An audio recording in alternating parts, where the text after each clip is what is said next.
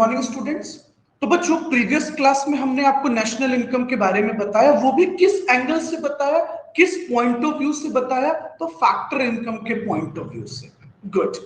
अब देखिए, आज हम आपको बताएंगे गुड्स के पॉइंट ऑफ व्यू से। सर ऐसा क्यों हो रहा है, इस पर भी बात करेंगे। देखिए, ये कॉन्सेप्ट एक्चुअली कहां से आता है, तो सर्कुलर फ्लो ऑफ इनकम से आता है।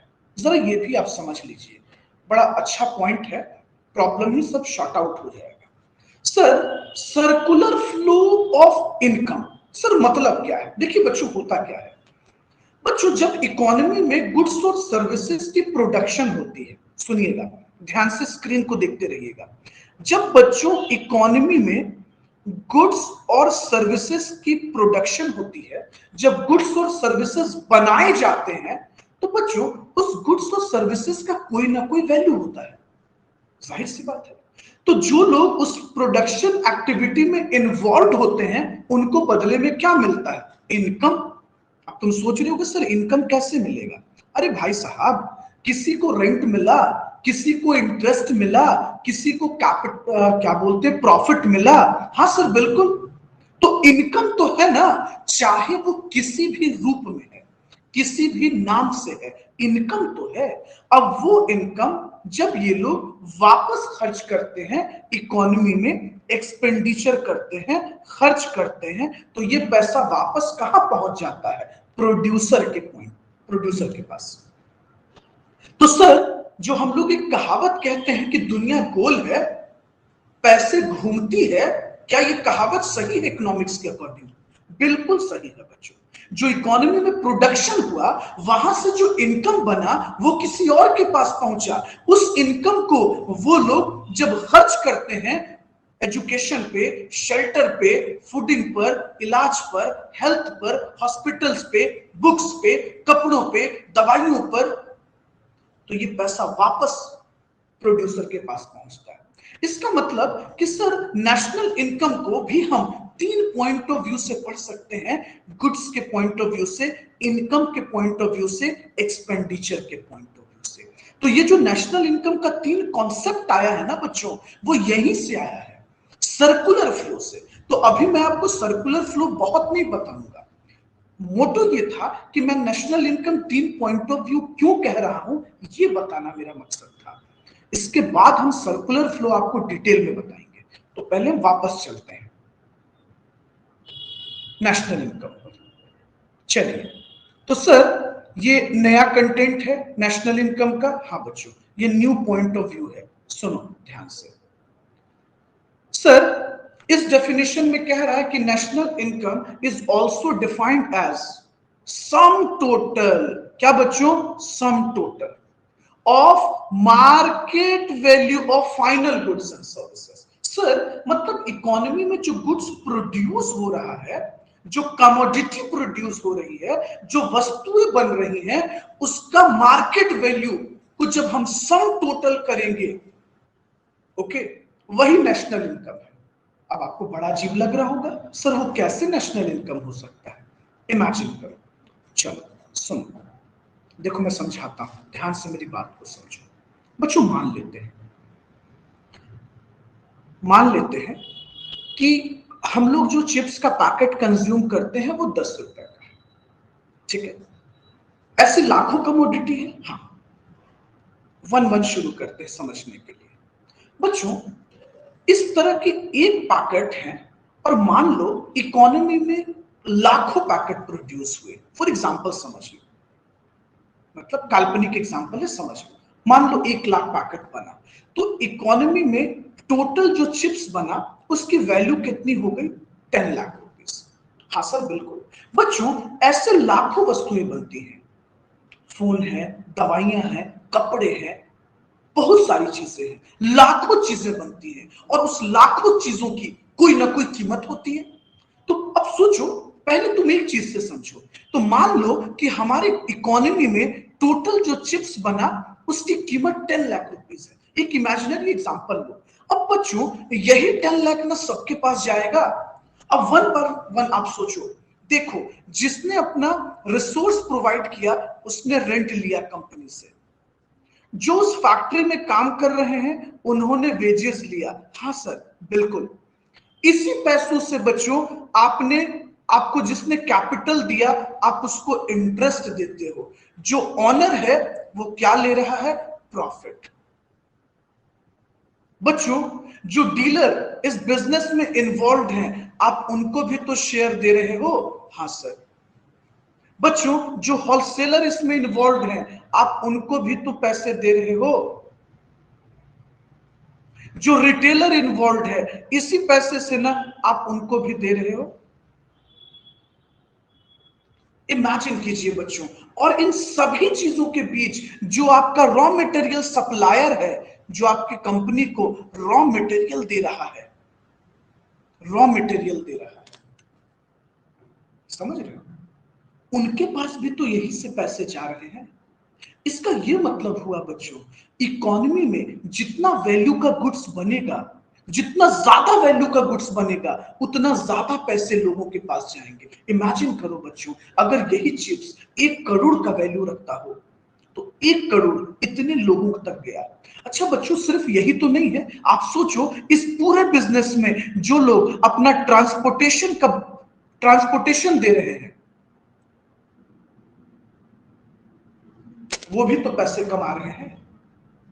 अब सोचो बच्चों, यही चिप्स का वैल्यू अगर 10 अरब हो जाता, 1 अरब हो जाता, 100 करोड़ हो जाता, तो इतना पैसा इतने लोगों के बीच बंटता। तो इस बात को आप समझिए बच्चों, थोड़ा धैर्य से रिलैक्स होकर सोचिए।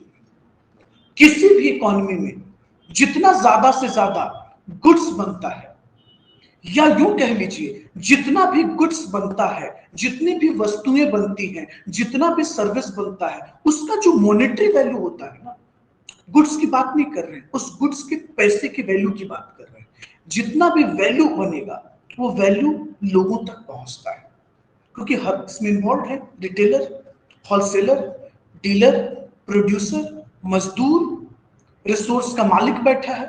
जिसने बिजनेस शुरू किया उसको मुनाफा चाहिए, बैंक ने आपको लोन दिया है बिजनेस चलाने के लिए, उसको इंटरेस्ट चाहिए। समझ रहे हो आप इस बात को? इसीलिए हम लोग कहते हैं बच्चों नेशनल इनकम के बारे में, कि नेशनल इनकम क्या है? सम टोटल ऑफ मार्केट वैल्यू। अच्छा सर, इससे तो ये आंसर मिला कि जिस इकोनॉमी में जितना ज्यादा गुड्स बनेगा, ज्यादा से ज्यादा गुड्स बनेगा, ज्यादा से ज्यादा सर्विसेज प्रोड्यूस होंगे, उस देश में उतना ज्यादा इनकम जनरेट होगा। सर, क्या ये बात सही है? हाँ बच्चों, ये बात 200% सत्य है। इसीलिए बच्चों, एक चीज मैं आपको समझाना चाहता हूं, आपने शायद नोटिस किया है कि नहीं, जो चाइनीज इकोनॉमी है, जो चाइना है, वो अपनी इकोनॉमी में इतना ज्यादा प्रोडक्शन पर क्यों ध्यान देती है? वो ज्यादा से ज्यादा गुड्स क्यों बनाना चाहती है, सर्विस क्यों बनाना चाहती है? आप देखो ना बच्चों, ऐसा कोई फील्ड नहीं जहां चाइनीज कंपनी नहीं है। क्यों? क्योंकि जितना ज्यादा वो गुड्स बनाएंगे उनके देश में, उतना ज्यादा नेशनल इनकम बनेगा ऑटोमेटिकली ना बच्चों। क्योंकि आप ज्यादा गुड्स बनाओगे, उसकी वैल्यू उतना ज्यादा इकोनॉमी में होती चली जाएगी, और वो वैल्यू लोगों तक बढ़ता चला जाएगा। आप देखते हो, मैक्सिमम आप लैपटॉप उठा लो, डेल चाइना में बन रहा है, चाइनीज कंपनी है। तो बच्चों सोचो, अगर अरबों रुपए का डेल जैसा लैपटॉप बनता है, तो चाइना तक अरबों रुपए भी तो पहुंचा, और उसको प्रोडक्शन करने में जो जो लोग इन्वॉल्व है वहां के, उनके घर तक वो पैसा पहुंचा। और उनके घर तक पहुंचने का मतलब है कि वो देश के अंदर है, तो देश में पैसा प्रोड्यूस हुआ। इसीलिए मुझसे राष्ट्र आय कहते हैं, क्योंकि लोगों का स्टैंडर्ड ऑफ लिविंग बढ़ता है। और जब आपके पास पैसे आते हैं ना बच्चों, तो आप ज्यादा से ज्यादा खर्च करते हैं, और आपके खर्च किए हुए पैसे किसी और की इनकम होते हैं, और फिर जब वो खर्च करता है तो किसी और का इनकम होता है। अब तुम सोचो, अगर अगले के पास ना हो तो पूरा चैनल रुक जाएगा। तो पैसों का खर्च होना जरूरी है, साइकिल है बच्चों। कोरोना में यही तो हुआ, सारी फैक्ट्रियां स्लो हो गई, ठप हो गई, रुक गई, प्रोडक्शन साइकिल स्लो होने लगा, नेशनल इनकम का ग्राफ धीरे धीरे गिरने लगा। अब आपको थोड़ा थोड़ा मेकअप हो रहा होगा ना, दिमाग माइंड मेकअप हो रहा है, समझ में आ रहा है? हाँ जी। चलो, अब समझ में आया आपको बच्चों कि क्यों हमारी सरकार चाहती है ज्यादा से ज्यादा इनकम प्रोड्यूस हो, सॉरी ज्यादा से ज्यादा गुड्स बने देश में और ज्यादा से ज्यादा सर्विसेज बने देश में। अब एक यहां इंपॉर्टेंट वर्ड है फाइनल गुड्स। देखिए ये आपके दिमाग में स्ट्राइक कर रहा होगा, सर ये फाइनल गुड्स का क्या मामला नया आ गया। फाइनल गुड्स, देखिए ये जो फाइनल गुड्स है हम इस पे आपसे बात करेंगे। बच्चों गुड्स भी दो तरह का होता है, इंटरमीडिएट और फाइनल। थोड़ा सा रिलैक्स करो बच्चों, मैंने आपको पहले ही क्लास से कहा है कि रिलैक्स रखिएगा नेशनल इनकम में, तभी आप जीडीपी को अच्छे से समझ पाइएगा और किसी भी एग्जाम में ना तो कैलकुलेशन में आपको दिक्कत होगा और ना तो ऑब्जेक्टिव में आप कभी फंसेंगे। चलिए होप सो यहां तक कोई दिक्कत नहीं होगा, आप चीजों को समझ पाए होंगे। तो बच्चों क्या हम ये कह सकते हैं national income NY is a summation of PG. ये क्या है, समेशन ऑफ पीजी है। सर यहां पीजी कहने का मतलब क्या हुआ, market value of final goods and services को शॉर्ट में कहते हैं बच्चों PG, production of goods and services होता है। तो आपको ये समझ में आया बच्चों कि ये कॉन्सेप्ट जो है ये क्रिएट बेसिकली कहां से हो रहा है। तो ये कॉन्सेप्ट बेसिकली जनरेट हो रहा है सर्कुलर फ्लो से। ओके आ जाओ, अब थोड़ा सा आपको सर्कुलर फ्लो भी समझाते हैं, स्लोली स्लोली समझ में आएगा, है ना। चलो देखिए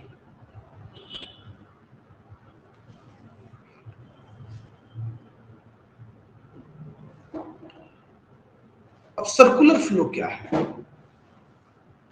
देखिए बच्चों, it refers to cycle of generation of income in production process. Sir क्या ये एक साइकिल है, सर इसको एक साइकिल क्यों कहा गया है, इसको एक सर्कल का नाम क्यों दिया गया। देखिए बच्चों होता क्या है, जब भी इकोनॉमी में गुड्स और सर्विसेज बनते हैं वो गुड्स इनकम बनकर किसी तक पहुंचते हैं, फिर वो लोग उस इनकम को वापस खर्च करते हैं और किसी न किसी प्रोड्यूसर के पास पहुंच जाते हैं। तो हम कह सकते हैं ना बच्चों, it is the distribution among factor of production. ये क्या है, ये एक तरह का डिस्ट्रीब्यूशन है। क्या है बच्चों, डिस्ट्रीब्यूशन है फैक्टर ऑफ प्रोडक्शन के बीच। And finally it circulate from household to firm. अच्छा सर क्या इनकम इसी तरह से घूमता रहता है, हाँ बिल्कुल। इमेजिन कीजिए बच्चों, आपके पापा जो इनकम अर्न करते हैं, जो सैलरी कमाते हैं, हो सकता है आप में से किसी के पेरेंट्स का बिजनेस होगा, दुकान होगा, शॉप होगा। बच्चों वो जो इनकम कमाते हैं, वो जो गुड्स को सेल करके जो इनकम कमाते हैं, वो घर लाते हैं, वो पैसे कहीं और खर्च होता है, वो पैसे किसी और प्रोड्यूसर के पास पहुंचते हैं और इसी तरह से साइकिल घूमता रहता है। आई बात समझ में, इसी को हम लोग कहते हैं सर्कुलर फ्लो। तो सर्कुलर फ्लो ऑफ इनकम का मतलब क्या हुआ, it refers to cycle of generation of income. ये एक साइकिल है इनकम की मूवमेंट का पूरे इंटायर प्रोडक्शन प्रोसेस में। तो सबसे पहले गुड्स और सर्विसेज प्रोड्यूस हुआ, वो इनकम बनकर पहुंचा और फिर उस इनकम को जब आप खर्च करते हैं, डिस्पोजिशन करते हैं इनकम को, एक्सपेंडिचर को, वो किसी और तक पहुंच जाता है। इसी को हम लोग कहते हैं बच्चों सर्कुलर फ्लो। इसीलिए नेशनल इनकम बच्चों हम यहां से भी कैलकुलेट करते हैं, हम नेशनल इनकम को इनकम से भी कैलकुलेट करते हैं और एक्सपेंडिचर से भी कैलकुलेट करते हैं। मैं आपको तीनों चीजें स्लोली स्लोली बताऊंगा। अब आप सोचेंगे sir GDP, MP, NNP, MP ये सब का नंबर कब आएगा। रिलैक्स रहो, सब एक चीज बताना है आपको। आ जाओ, अब देखिए, अब आपको हम बताएंगे नेशनल इनकम के नेक्स्ट कॉन्सेप्ट को। चलो देखिए बच्चों, कहता है कि national income is also estimated and defined in terms of some total of expenditure. अच्छा सर ये क्या मामला है, अब ये एक्सपेंडिचर का लफड़ा आ गया। पहले आपने बताया गुड्स और सर्विसेज, उससे पहले बताया फैक्टर इनकम, अब आप बता रहे हो एक्सपेंडिचर। क्यों, कैसे सर तीनों इक्वल हो सकता है। बिल्कुल हो सकता है बच्चों, जितना का गुड्स बनता है उतना ही वैल्यू लोगों के बीच बढ़ता है और वही पैसे लोग खर्च करते हैं सोसाइटी में। Got the point. आई बात समझ में? इसलिए हम लोग कहते हैं national income is also estimated and defined in terms of what, some total of expenditure.